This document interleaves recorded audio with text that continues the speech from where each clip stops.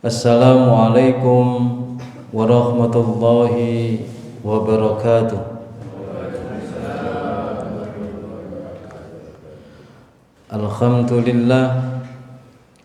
Alhamdulillahilladzi ahyana ba'dama amatana wa ilaihin nusur. Asyhadu an la ilaha illallah wahdahu la syarikalah wa asyhadu anna Muhammadan abduhu wa rasuluhu la nabiyya ba'dah. Allahumma salli wa sallim wa barik ala Muhammad wa ala alihi wa sahbihi wa sallim ajma'in. Bapak Ibu jamaah salat subuh yang dirahmati Allah Subhanahu wa taala. Nikmat yang paling hakiki yang Allah berikan kepada kita sesungguhnya di saat Allah Subhanahu wa taala memberikan kemudahan, kelapangan, kemampuan untuk kita bisa beribadah dan bisa melakukan kebaikan. Karenanya di saat Allah Subhanahu wa taala kembali untuk membangunkan kita dari kematian kita tadi malam, yang saat ini bersama-sama kita bisa hadir di rumah Allah Subhanahu wa taala untuk melaksanakan sholat subuh berjamaah, maka ini sesungguhnya adalah bagian dari nikmat Allah Subhanahu wa taala yang diberikan kepada kita. Kita tidur dengan menyebut nama Allah, dengan berdoa kepada Allah, menyerahkan diri kita semuanya kepada Allah, kita pasrah. Apa yang terjadi setelah itu kita tidak tahu. Sehingga itu kita mengucapkan kalimat Bismika Allahumma ahya wa bismika amut. Kira-kira tadi malam doa begitu enggak ya? Apa langsung bleksek tidur? Itu secara tidak langsung Bapak Ibu, hidup kita ini kita serahkan kepada Allah. Ya apa enggak? Dengan namamu ya Allah, menyebut namamu, ya, Bismika Allahumma ahya wa bismika ahmud. Sudah lepas kita dengan diri kita, dengan kehidupan kita sudah lepas, kita serahkan kepada Allah. Hidup dan mati kita serahkan kepada Allah dengan nama itu. Lah kok tiba-tiba alarm berbunyi, tiba-tiba kita mendengarkan azan, atau bahkan jauh sebelum itu kita juga mendengarkan, mata kita mulai terbuka lagi, telinga kita bisa mendengar kembali, ya tak? Kemudian tak sadar kemudian tangan kita juga bisa bergerak kembali. Yang sepanjang itu 8, 6, 7 jam mungkin kita tidak ingat apa-apa, ya apa enggak? Kemudian keluar dari lisan kita dengan doa, Alhamdulillahilladzi ahyana ba'dama amatana wa ilaihin nusur. Doa gitu enggak kira-kira tadi? Hah? Bu, itu tidur kita akan menjadi ibadah kepada Allah. Coba, itu bedanya kita. Semua aktivitas kita orang beriman itu akan bernilai ibadah di sisi Allah Subhanahu wa taala. Di saat kita memulainya dengan doa, Alhamdulillah ya Allah yang telah menghidupkan kami lagi dari kematian itu. Saat ini kita bangun lagi Pak, tidur hidup lagi. Yang 2 jam yang lalu kita tidak apa-apa, sudah hilang itu kehidupan kita. Tapi yang luar biasanya adalah kita mengawali kehidupan yang Allah Subhanahu wa taala berikan kepada kita dengan apa? Dengan kebaikan. Kita ingat Allah Subhanahu wa taala di saat Allah bangunkan kita dari kematian itu. Allah bangunkan kita dari kehidupan itu dengan sesuatu yang baik. Kita ambil air wudhu, kita kemudian menghamparkan sajadah kita, kita bertakbir, bersujud kepada Allah Subhanahu wa taala, menyerahkan bukti rasa syukur kita kepada Allah dengan nikmat kehidupan yang Allah berikan kepada kita, yang sampai saat ini itu masih ada di tengah-tengah kita. Ini yang kita rasakan. Ini nikmat jemaah. Bangun kita tengah malam tadi itu nikmat. Duduk kita pada pagi hari itu nikmat. Yang ini semuanya tidak bisa kita ukur. Yang ini tidak semuanya kita bisa sandingkan dengan materi status dunia yang ada di tengah-tengah kita. Tidak ada artinya. Lebih tinggi, lebih mulia apa yang kita lakukan pada pagi hari ini dan tadi malam, di saat kita semuanya bermunajat kepada Allah Subhanahu wa taala. Ini yang menjadikan kita semakin yakin akan kembalinya kita kepada Allah Subhanahu wa taala dengan apa yang telah kita lakukan ini semuanya. Ini yang menjadi semangat hidup kita. Di saat semua tidak bisa melakukan ini, kita mampu untuk mengerjakannya. Hadirin jamaah sholat subuh yang dirahmati Allah Subhanahu wa taala. Kira-kira masih kepengin hidup lagi enggak? Hah? Pengen umur berapa lagi panjangnya? Dalam? Ya. Umur dawa, umur panjang nek digawe tidur tok, jabrian tok, WA-an tok ya gak ono manfaate kan? Rugi. Itu jamaah yang dirahmati Allah Subhanahu wa taala. Alhamdulillah kita saat ini ada di bulan Sya'ban, Pak. Menuju ke pertengahan Sya'ban. Berarti kita akan lagi Ramadan. Masih ingat Pak Ramadan tahun dulu, Pak? Ibu masih ingat? Masya Allah. Dan ini mau lagi. Di saat yang lainnya sudah tidak ada sebagian. Allah masih berikan kesempatan kepada kita. Sampai ini dan mudah-mudahan nanti Allah kembalikan kita lagi dengan Ramadan itu. Allah pertemukan lagi. Nah, oleh karena itu pada pagi hari ini saya ingin sedikit menyampaikan ini, Pak. Di dalam Al-Quran Allah Subhanahu wa taala itu berfirman demikian, menunjukkan karakter manusia itu tidak sama. Tipe manusia itu tidak sama di dalam menerima petunjuk Allah, syariat dari Allah, hidayah dari Allah. Surat Fatir itu Allah menyampaikan demikian. A'udzubillahi minasyaitonirrajim. Summa awrasnal kitabal ladzina astafaina min ibadina. Ya. Kemudian kami wariskan kitab, apa itu? Al-Qur'an. Ya. Yang aku pilih dari hamba-hambaku itu. Siapa itu? Kita. Kitab Al-Quran itu diwariskan oleh Allah kepada kita semuanya melalui Nabi Muhammad SAW, yang di dalamnya itu ada petunjuk, yang di dalamnya itu ada kebaikan, yang di dalamnya itu ada kebenaran. Ya, itu isinya Al-Quran. Nah, ketika Allah Subhanahu wa taala memberikan itu kepada kita, ternyata tidak semuanya manusia hamba Allah yang diberikan warisan itu menerima dengan baik, Pak, terhadap Al-Quran itu, terhadap isinya tentunya yang ada di dalam Al-Quran itu, kan begitu. Nah, di situ ditanya, di situ ada tiga kelompok, tiga klaster manusia yang Allah Subhanahu wa taala berikan kebaikan dalam Al-Quran itu. Apa kata Allah?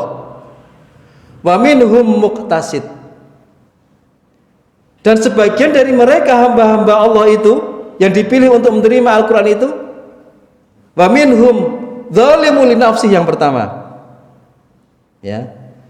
Ada di antara mereka manusia itu yang menerima Al-Quran, kebaikan yang di dalamnya itu penuh, Mereka mendolimi dirinya, Pak. Summa aurasnal kitabal ladzina astafaina min ibadina faminhum dzalimun li nafsihi. Ada orang yang menerima kebaikan Al-Quran, ada orang yang menerima petunjuk Al-Quran, itu dia bersikap mendolimi dirinya sendiri. Coba, bagaimana orang yang mendolimi dirinya ini kira-kira? Pak, diri kita itu butuh kebaikan, diri kita itu butuh petunjuk, diri kita itu butuh arahan. Nah, ketika Allah Subhanahu wa taala memberikan arahan, memberikan petunjuk, memberikan kebaikan yang ada dalam Al-Qur'an, dia tidak menerimanya, berarti dia tidak ingin memberikan kebaikan pada dirinya. Orang yang tidak bisa memberikan kebaikan, nilai-nilai energi positif pada dirinya, dia itu berbuat zalim pada dirinya sendiri. Misal, Allah itu memerintahkan kita untuk sholat, itu ada dalam Al-Qur'an. Maka ketika orang itu tidak melakukan sholat, tidak bergegas untuk menjalankan sholat, enggan untuk menjalankan sholat, abai untuk sholat, ya bahkan meninggalkan sholat, dia itu zalim pada dirinya, Pak.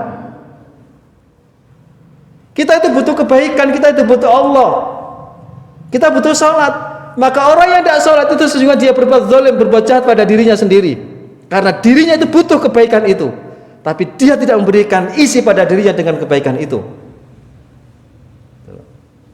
Puasa, ya, yang segera lagi akan datang di tengah-tengah kita. Maka orang yang tidak mengindahkan Ramadan, tidak suka dengan puasa, berarti dirinya dizalimi sendiri, karena dirinya butuh puasa, Pak. Diri kita itu butuh kebaikan, maka orang di saat tidak memberikan kebaikan pada dirinya, dia zalim pada dirinya. Pak, ini air ini untuk siapa? Kalau diminum, untuk apa kira-kira? Hah?